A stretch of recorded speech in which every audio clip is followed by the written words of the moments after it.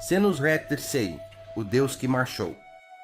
Agora o nome Senusret em si significa homem da deusa Wa-Seref, mas a história não o lembraria apenas como um servo do divino. Ele se tornaria divino. Ele é um dos reis guerreiros mais poderosos de Kemet. E ele foi mais do que apenas um governante, ele era visto como uma força da natureza. Ele nasceu na poderosa 12ª dinastia, durante a era de Ouro do Médio Império, e Senusret III reinou aproximadamente de 1878 a 1839 a.C.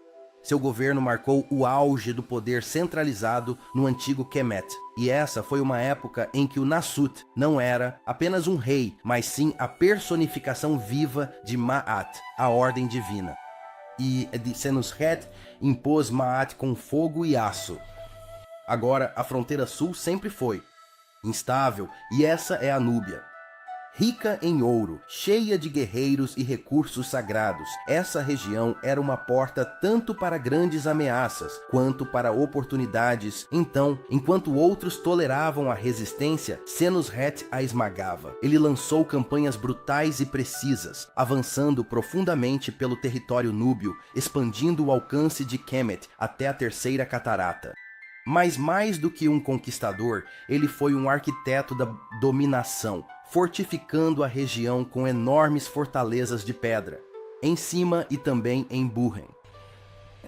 E essas fortalezas não eram apenas postos militares, eram templos de autoridade. Elas foram esculpidas em solo inimigo. Agora, a conquista por si só não o tornaria um deus, mas foi o que veio depois que selou sua lenda. Na Núbia, que é sua terra ancestral, ele não era apenas temido, era adorado.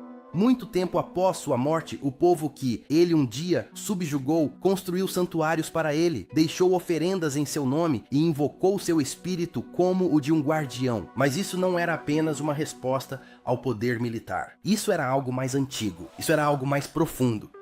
Isso porque a Núbia veio antes de Kemet e das tradições mais antigas da realeza divina, o sagrado Regala. E as tradições mais antigas da realeza divina, do Regala sagrado, da arquitetura de templos, todas elas têm origem nos primeiros reinos da Núbia, como Tasseti. Kemet não conquistou a Núbia, ela retornou. E Senusret III, guerreiro de Ma'at, nascido no Vale do Nilo, pode ter sido visto não como um governante estrangeiro, mas como uma personificação local desse poder ancestral.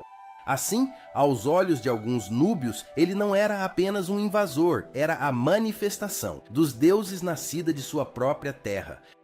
Ele retornou com armas, templos e um mandato divino.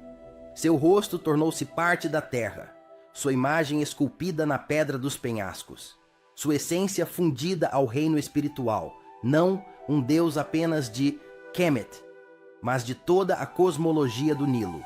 Ele uniu os papéis de Horus, o rei, Montu, o guerreiro, e Osíris, o imortal. Na guerra, ele era a encarnação de Montu. No governo, ele era Eru entronizado. Na memória, ele era Osíris ressuscitado.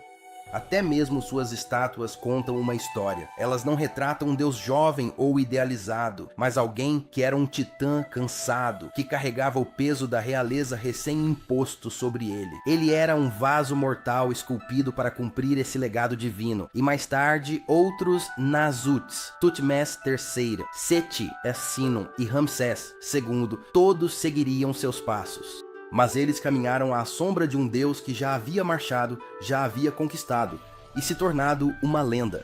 Senusret não era um mero Nasut. Ele era a tempestade no horizonte do sol. Ele era o deus que marchava. Ele era o julgamento de Ma'at envolto em carne humana.